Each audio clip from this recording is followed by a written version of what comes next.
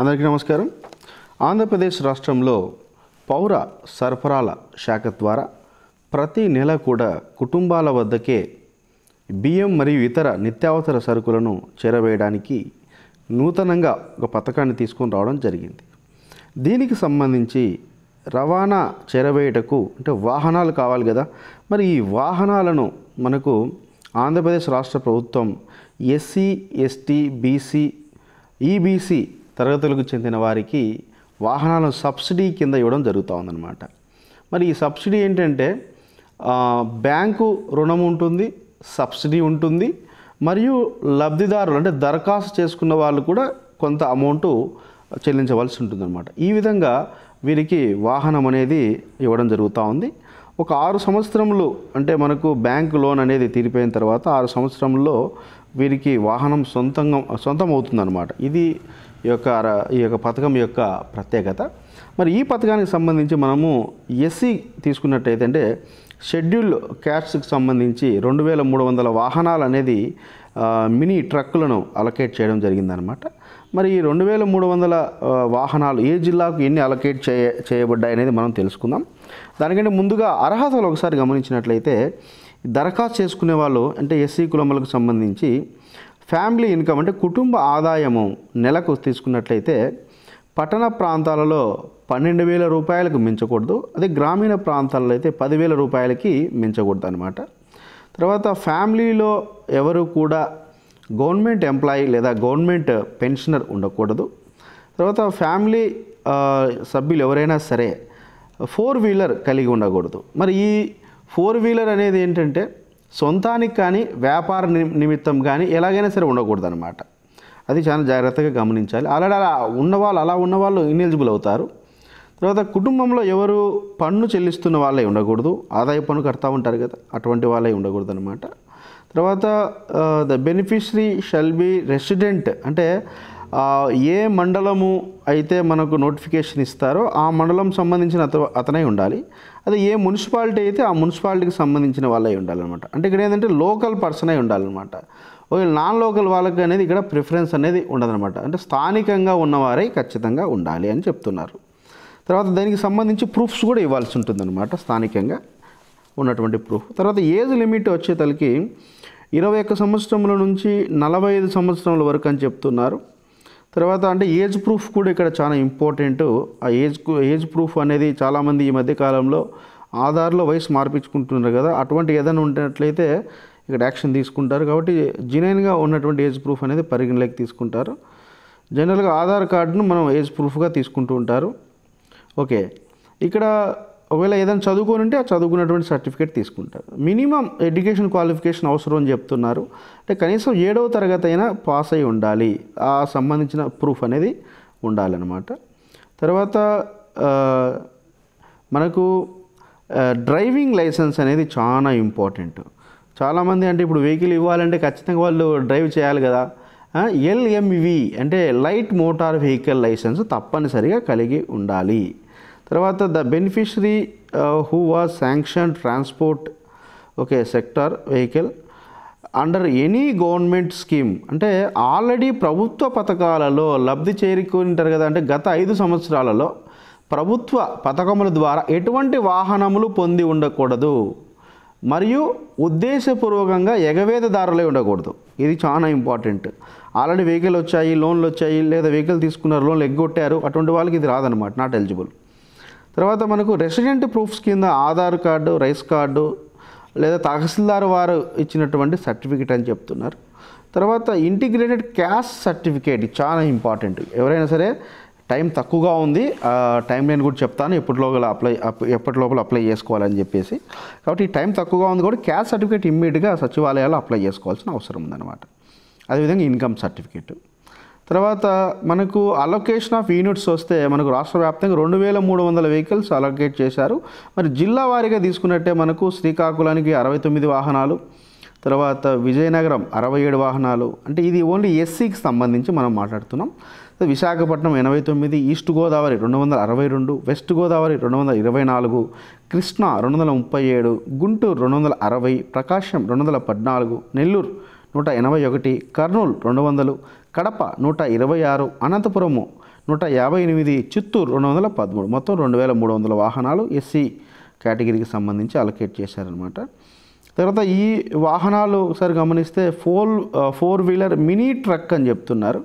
ఇది కూడా ఏంటంటే మనకు టాటా మోటార్స్ లేదా మారుతి సుజుకి వీరి ద్వారా వెహికల్ అనేది ఇస్తారు.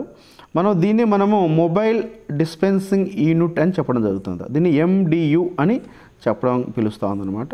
మరి ఈ వెహికల్ కాస్ట్ ఎంత ఉంటుందంటే ఇక్కడ చూడొచ్చు మనం 5,81,190 రూపాయలు ఉందన్నమాట.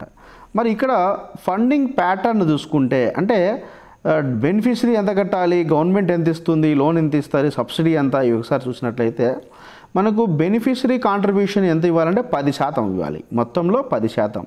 ఇక్కడ 10% ఎంత అంటే 58,119 రూపాయలు అని చెప్తున్నారు. బ్యాంక్ లోన్ వచ్చేసి మనకు ఒకసారి గమనించినట్లయితే 30% ఇస్తున్నారు. అంటే 1,74,357 రూపాయలు ఇస్తున్నారు. తర్వాత సబ్సిడీ ఫ్రమ్ వెల్ఫేర్ కార్పొరేషన్, అంటే ఏ కార్పొరేషన్కి ఆ కార్పొరేషన్ మనకు సబ్సిడీ ఇస్తుంది అనమాట. మరి ఇక్కడ 60% సబ్సిడీ ఉంది. అంటే 3,48,714 రూపాయలు సబ్సిడీ ఇస్తారు. చాలా జాగ్రత్తగా గమనించాలి.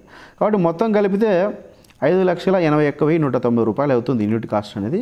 ఈ విధంగా ఈ 60% సబ్సిడీ ఉంటుంది. తర్వాత ఈఎంఐస్ ఉంటాయి అనమాట. బ్యాంక్ దగ్గర నుంచి లోన్ తీసుకున్న తర్వాత 6 సంవత్సరాల్లో కంప్లీట్ చేయాలి. 6 సంవత్సరాల తర్వాత ఈ వెహికల్ అనేది వారి సొంతం అయిపోతుంది, వారే ఓనర్స్ అయిపోతారు అన్నమాట. ఇది చాలా జాగ్రత్తగా గమనించాలి.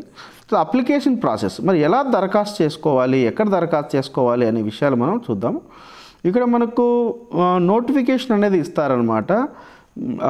మనకు ఒకసారి గమనించినట్లయితే మండల్స్కి అంటే ఏ మండలికి ఎన్ని యూనిట్స్ ఇస్తారంటే ఎన్ని వాహనాలు శాంక్షన్ చేశాయి ఇందాక జిల్లాల వారీగా చూసాం. అదేవిధంగా మండలాలు, మున్సిపాలిటీల వారీగా లేదా మున్సిపల్ కార్పొరేషన్స్ వారీగా కూడా వెహికల్స్ అనేది అలొకేషన్ అయి ఉంటాయన్నమాట. అంటే ఆ యొక్క జిల్లా విస్తీర్ణాన్ని బట్టి ఆ విధంగా అలొకేషన్ చేస్తారు. మరి దాన్ని బట్టి కూడా మనకేంటంటే నోటిఫికేషన్ అనేది ఇస్తారు. నోటిఫికేషన్ ఇచ్చిన తర్వాత 7 రోజుల లోపల అప్లికేషన్ అనేది సబ్మిట్ చేయాల్సి ఉంటుంది. తర్వాత ఈ అప్లికేషన్ కూడా మనకు గ్రామ వార్డు సచివాలయాల్లో వెల్ఫేర్ సెక్రటరీలు ఉంటారు, వాళ్ళకి ఇవ్వాల్సి ఉంటుంది. ఈ వెల్ఫేర్ సెక్రటరీలు ఒక రిజిస్టర్ అనేది మెయింటైన్ చేస్తారు. తర్వాత అప్లికేషన్స్ అన్నీ కూడా సంబంధిత ఎంపీడీఓ లేదా మున్సిపల్ కమిషనర్స్కి సబ్మిట్ చేయడం జరుగుతుంది. మరి సెలక్షన్ ప్రాసెస్ ఎలా ఉంటుంది అంటే మనం ఇక్కడ సరే గమనిస్తే సెలక్షన్ కమిటీ అనేది ఒకటి ఉంటుందన్నమాట. ఇందులో ఎంపీడీఓ అంటే మండల లెవెల్ అయితే ఎంపీడీఓ, మున్సిపాలిటీ అయితే మున్సిపల్ కమిషనర్ లేదా జోనల్ కమిషనర్ చైర్మన్గా ఉంటారు. బ్యాంక్ మేనేజర్ లేదా బ్యాంక్ రిప్రజెంటేటివ్ మెంబర్గా ఉంటారు. తర్వాత మనకి district SC service cooperative society వారు ఒకరు మెంబర్గా ఉంటారు. తర్వాత ట్రాన్స్పోర్ట్ డిపార్ట్మెంట్ వారు కూడా ఒకరు మెంబర్గా ఉంటారు అన్నమాట. ఇది మనకి సెలక్షన్ కమిటీ అనేది ఉంటుంది. ఇక్కడ షార్ట్ లిస్టెడ్ ఎలిజిబుల్ అప్లికెంట్స్ అంటే ఒకసారి మనం గమనించవచ్చు, దరఖాస్తు చేసిన వాళ్ళు అర్హులు ఉంటారు, అనర్హులు కూడా ఉండొచ్చు అనమాట. అటువంటిప్పుడు అనర్హులను పక్కకు తీసివేసి అర్హులను మాత్రమే ఇంటర్వ్యూ కోసం పిలవడం జరుగుతుందన్నమాట. ఇక్కడ ఒకసారి గమనిస్తే ఇంటర్వ్యూకి 50 మార్కులు ఉంటాయి అని చెప్పి చెప్తున్నారు అనమాట. అందులో 10 మార్కులు వచ్చేసి ఎడ్యుకేషన్ క్వాలిఫికేషన్ అంటే కనీసం 7 పాస్ అయి ఉండాలని చెప్తున్నారు కదా అది. తర్వాత ఇంకో 10 మార్కులు వచ్చేసి మనకు LMV డ్రైవింగ్ లైసెన్స్ అని చెప్పారు కదా, మనకు లైట్ వెహికల్ మోటార్ చెప్పేసి ఇందాక చెప్పుకున్నాం కదా, light motor vehicle driving licence కావాలని చెప్తున్నారు కదా, దానికి ఉంటాయన్నమాట. కనీసం 2 years ప్రియర్ ఫ్రమ్ నోటిఫికేషన్ అంటే కనీసం నోటిఫికేషన్ ఇచ్చినాడికి 2 సంవత్సరాల అనుభవమైన వాళ్ళకి ఉండాలి. అంటే లైసెన్స్ కలిగి ఉండి అనుభవం ఉండాలన్నమాట. కొంతమందికి చాలా సంవత్సరాల నుంచి అనుభవం ఉంటుంది కానీ లైసెన్స్ రీసెంట్గా తీసుకొని ఉంటారు, అటువంటి వాళ్ళకి ఇనెలిజిబుల్ అవుతారు, గమనించాలి. తర్వాత ఇంటర్వ్యూ ఉంటుంది. ఇంటర్వ్యూకి 30 మార్కులు ఇస్తారనమాట. 30 మార్కులు కూడా ఏంటంటే వాళ్ళకి అవగాహన ఎంతవరకు ఉంది, ట్రాన్స్పోర్టేషన్ అంటే ఏంటి, వెహికల్స్ ఎలా డీల్ చేస్తారు ఏంటి అనేది. మనకు ఓన్లీ కార్డు ఐడి అంటే డ్రైవింగ్ లైసెన్స్ ఉన్నంత మాత్రాన మరి డ్రైవింగ్ వచ్చిందని నమ్మలేరు కదా. కాబట్టి ఇక్కడ మనం డ్రైవింగ్ పూర్తిగా వస్తుందో రాదా అనే దాని మీద కూడా అవేర్నెస్ని వీళ్ళు టెస్ట్ చేస్తారు. లేదా వాళ్ళ వ్యక్తిత్వం అంటే వాళ్ళు తాగుబోతులు, తిరుగుబోతులు అయ్యిండే, క్యారెక్టర్ బాగలేక ఇలా ఏదైనా ఉన్నవాళ్ళనుకోండి, ఇది ప్రమాదకరం అనమాట, వాళ్ళకి అప్పగించారు. కాబట్టి వాళ్ళ క్యారెక్టర్, యాటిట్యూడ్ కూడా గమనించడం జరుగుతుంది ఇంటర్వ్యూలో. ఈ విధంగా ఎలిజిబిలిటీ అనేది జరుగుతుందన్నమాట. నెక్స్ట్ ఇక్కడ ఇంకోటి చూస్తే no candidate should be selected without fulfilling the basic eligibility conditions and merit as per the marks secured in the interview. అంటే మనకు ఏదైతే అర్హతలు ఉన్నాయో ఇవన్నీ అర్హులకు మాత్రమే ఉన్న వాళ్ళకి మాత్రమే ఎలిజిబిలిటీ వస్తుంది తప్ప మిగతా వాళ్ళకి రాదని చెప్తున్నారు. తర్వాత సెలక్షన్ ఆఫ్ క్యాండిడేట్స్లో మనకు గమనించినట్లయితే ఇందాక చెప్పుకున్నాం కదా, మనకు స్క్రీనింగ్ అనేది ఉంటుంది అని చెప్పుకున్నాం కదా. మరి కమిటీ అనేది షార్ట్ లిస్ట్ చేస్తుంది అర్హులందరినీ కూడా. ఈ లిస్ట్ అంతా కూడా ఎగ్జిక్యూటివ్ డైరెక్టర్ వీళ్ళకి పంపడం జరుగుతుంది. తర్వాత ఈ on receipt of the list from the screening come selection committee headed by the MPDO లేదా మున్సిపల్ కమిషనర్. తర్వాత the EDSC society will consolidate the list and submit to the district collector. మనకి ఈ విధంగా దరఖాస్తు చేసిన వాళ్ళందరిది స్క్రీనింగ్ సెలక్షన్ కమిటీ ఏదైతే ఉందో వీరు ఫైనల్ చేసిన లిస్ట్ అంతా కలెక్టర్ గారికి సబ్మిట్ చేస్తారు. తర్వాత కలెక్టర్ గారు సెలెక్టెడ్ అంటే ప్రొవిజనల్ సెలెక్టెడ్ లిస్ట్ పంపిస్తారు. ఫస్ట్ ఫైనల్ కాదనమాట, దీన్ని ప్రొవిజనల్ సెలెక్టెడ్ లిస్ట్ అంటారు. తర్వాత కన్సర్న్ మినిస్ట్రీకి అప్రూవల్ కోసం పంపిస్తారు. అక్కడ మినిస్ట్రీ లెవెల్లో కూడా ఇది అప్రూవ్ చేయడం జరుగుతుంది. అప్రూవ్డ్ అయిన తర్వాత ఫైనల్ లిస్ట్ డిస్ప్లే చేస్తారు. కలెక్టర్ ఆఫీసెస్లో కావచ్చు, లేకపోతే డిస్ట్రిక్ట్ లెవెల్ ఆఫీసెస్లో కావచ్చు, ఆర్డీఓ ఆఫీసెస్లో కావచ్చు, ఎంపీడీఓ, తహసీల్దార్, అదేవిధంగా వార్డు గ్రామ సచివాలయాల్లో. అంటే ఈ విధంగా స్క్రీనింగ్ అయిన తర్వాత, షార్ట్ లిస్ట్ అయిన తర్వాత, ఇంటర్వ్యూ అయిపోయిన తర్వాత ఈ లిస్ట్ అన్నది కన్సర్న్ కార్పొరేషన్స్కి, అక్కడ నుంచి కలెక్టర్ గారి దగ్గర నుంచి కన్సర్న్ మినిస్ట్రీస్ దగ్గర నుంచి అప్రూవ్ అయిన తర్వాత మళ్ళీ గ్రామ స్థాయి వరకు రావడం జరుగుతుంది. ఈ విధంగా ప్రాసెస్ అనేది ఉందన్నమాట. తర్వాత స్కీమ్ బెనిఫిట్ టు బెనిఫిషరీ అన్నారు. ఇందాక మనం చెప్పుకున్నాము 6 సంవత్సరాల తర్వాత ఓన్ అవుతుందని చెప్పేసి. డాక్యుమెంటేషన్లో కూడా మనకు ఏ బ్యాంక్ ప్రాసెస్ ఉందో ఆ బ్యాంక్ ప్రాసెస్ ప్రకారంగా డాక్యుమెంటేషన్ అనేది చేస్తారనమాట. తర్వాత లోను రికవరీకి వచ్చినప్పుడు మరి లోన్ కట్టాలి కదా, 6 సంవత్సరాల లోపల లోన్ అనేది కంప్లీట్ చేయాలి. కంప్లీట్ చేస్తున్న ప్రాసెస్లో ఆ వ్యక్తి చనిపోయాడు అనుకోండి, చనిపోయినప్పుడు ఆ కుటుంబంలో నెక్స్ట్ ఎలిజిబుల్ అంటే ఈ అర్హతల ప్రకారం ఎవరైనా ఉంటే వారికి ఇవ్వడం జరుగుతుంది అర్హత. ఒకవేళ ఈ కుటుంబంలో ఎవరు అర్హులు లేదు లేదా కుటుంబంలో ఇంకెవరు లేరు అనుకున్నప్పుడు వేరే ఫ్యామిలీ మెంబర్ని సెలెక్ట్ చేస్తారు. తర్వాత వీళ్ళు ఏదైతే ఆల్రెడీ డబ్బులు పే చేసి ఉంటారో అదంతా కూడా వారికి రీఫండ్ చేయడం జరుగుతుంది అనమాట. తర్వాత మానిటరింగ్ మెకానిజం వచ్చేసరికి డిస్ట్రిక్ట్ లెవెల్లోనూ మరియు ఇది చాలా ఇంపార్టెంట్ స్కీమ్ కాబట్టి డిస్ట్రిక్ట్ లెవెల్లో మానిటరింగ్ కమిటీ ఉంటుంది, మెకానిజం ఉంటుంది. ఓకే, అది పక్కన పెట్టేస్తే మనకి టైమ్ లైన్స్ విషయానికి వస్తే నోటిఫికేషన్ చూడండి, నవంబర్ 20వ తారీఖున నోటిఫికేషన్ ఇవ్వడము. తర్వాత నవంబర్ 27వ తారీఖు లోపలే అప్లికేషన్స్ అన్నీ కూడా రిసీవ్ చేసుకోవడం వెల్ఫేర్ సెక్రటరీలు. తర్వాత interview and selection of beneficiaries వచ్చేసి డిసెంబర్ 4వ తారీఖున ఇంటర్వ్యూస్ ఉంటాయి.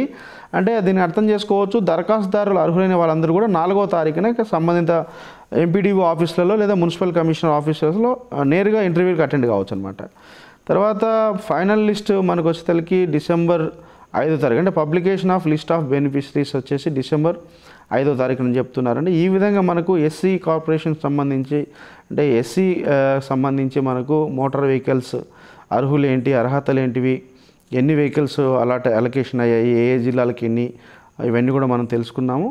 ఓకే ఫ్రెండ్స్, సాధ్యమైన తొందరగా అంటే ఇమ్మీడియట్గా వెళ్ళి సచివాలయాల్లో అప్లికేషన్ ఫామ్ ఇస్తారు, అక్కడ ఫిల్ చేసి వెంటనే సబ్మిట్ చేయవలసిందిగా తెలియజేయడమైంది.